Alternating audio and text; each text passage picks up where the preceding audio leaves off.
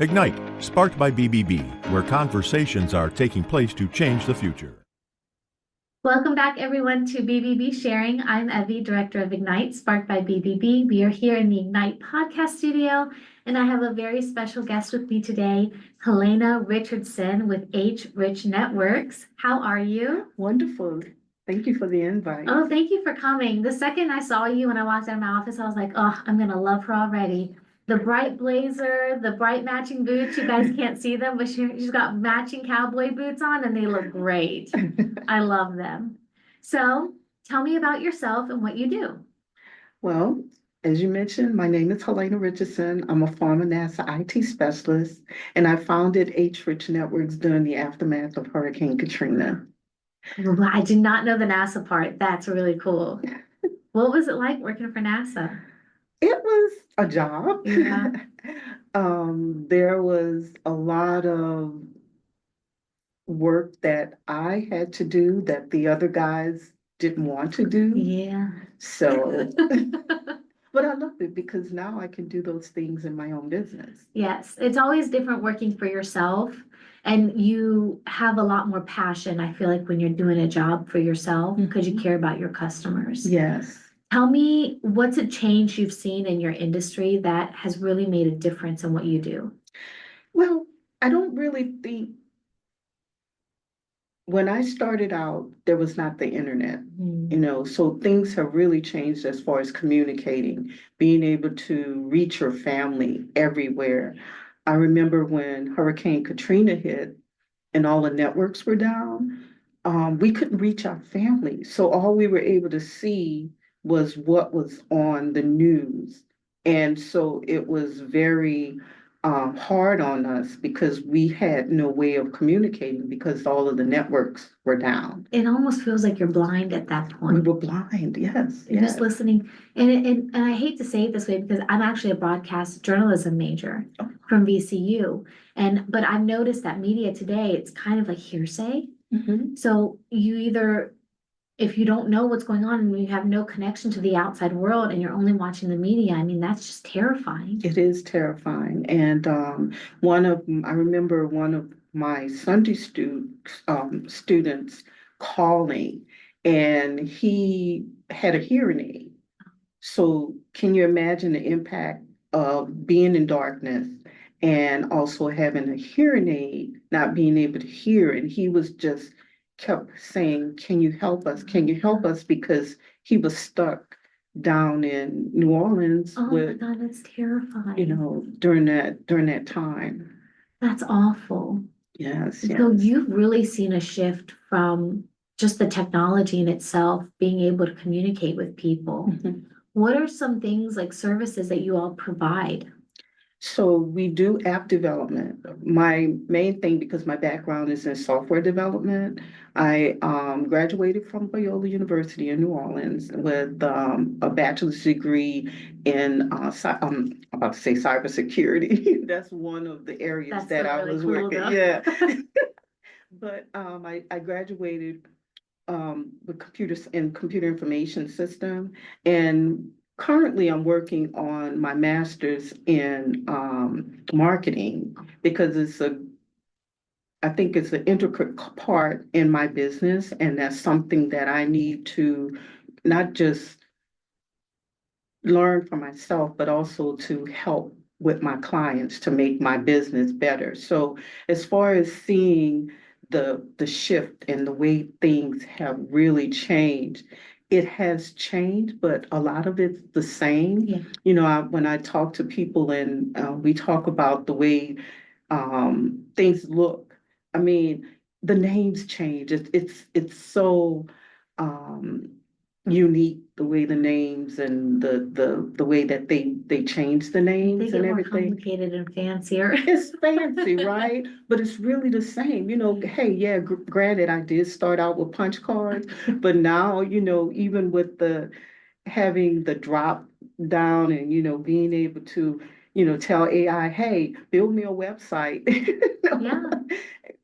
Things have really changed, but I think with technology, it's beginning to make us a little dumb. I have to agree. and I think we need to be able to use our brain more than what, AI and all of this technology is great, but, go back and start looking at some of those movies that, that talked about what I AI had agree. done. I was just talking recently about, what was it? Wally.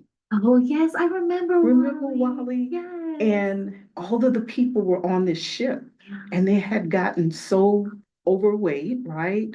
Because they were not working out and technology, everything, feeding me, eating, clothing me and everything, that they weren't getting out and exercising and everything. And, we really don't want that to happen. And I think about that in technology because as an IT professional, we didn't get up out of our seats. We just stayed there until we completed our task.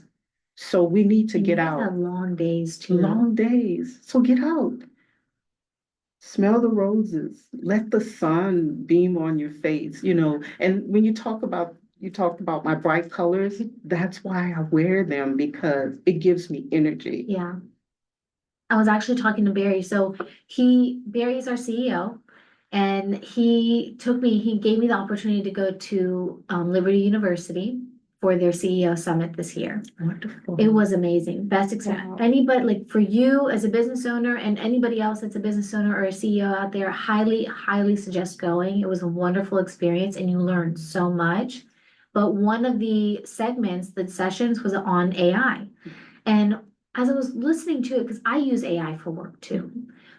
What I have learned, everybody does now. Well, what I learned about using AI, number one, it's not going to replace me.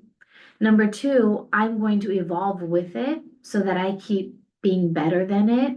Because what I do is I actually manipulate my AI to speak like me, to remember certain information. Like if I know that this is my 100% information on the Ignite program, and it's always going to stay the same. This is our mission statement. These are our goals. I have AI remember that so that the next time I send a general email or a marketing email or anything like that, it has it saved and adds in any additional information that I add to it. Absolutely. And so I feel like people get so scared about like, oh, it's going to make us dumber. It is if you let it. Mm-hmm. If you let it, it will. But if you stay on top of it and you expand the capacity that you're able to learn and engage with new information, I think you're going to be fine. Yes. As long as you're like you. And that's key. That's key. That's what we should do because I use it too. And the reason why I test out a lot of technology is because a lot of folks ask questions about it. And I can't test everything because there's just so many different platforms, right? But if it's one of my customers, I want to learn more about it so that I can give them some input and some of my experiences with it. Just like you, I'll use it the same way, but I'm teaching it because it's not going to replace me. It's not going to replace me. When we talk about technology, if you recall, well, I'm not sure, but I know for myself, I've seen where, we had the ladies that or the men that work the cash registers, right? But then it got to the point where we no longer need them. Now we could check out ourselves, right? So, technology in a sense, it's really helping us in so many ways, but we don't want it to get to the point where it's going to handicap us. Yeah, I do have to agree with that, especially when you pointed out the not working out part. That is frightening.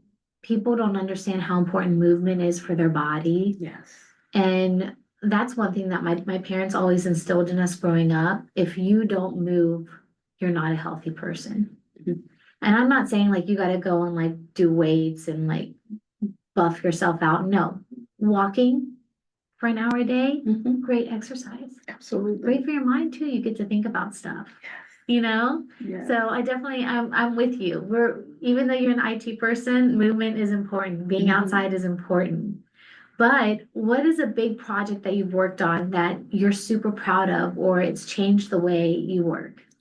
So a year ago, well, not a year ago, but a couple of years ago, I've gotten a project through the city, and it was great because I ended up getting about 12 clients in Oh, wow. one session, and being a solopreneur, I had to hire independent contractors to work with me because I did not have the staff or the capacity to help in those areas. But all startup businesses, was able to build websites for them, get them their business up online, because as Bill Gates say, if your business is not on the internet, you're out of business. Yeah. And that is key, because with technology constantly changing, everything is via the internet, right?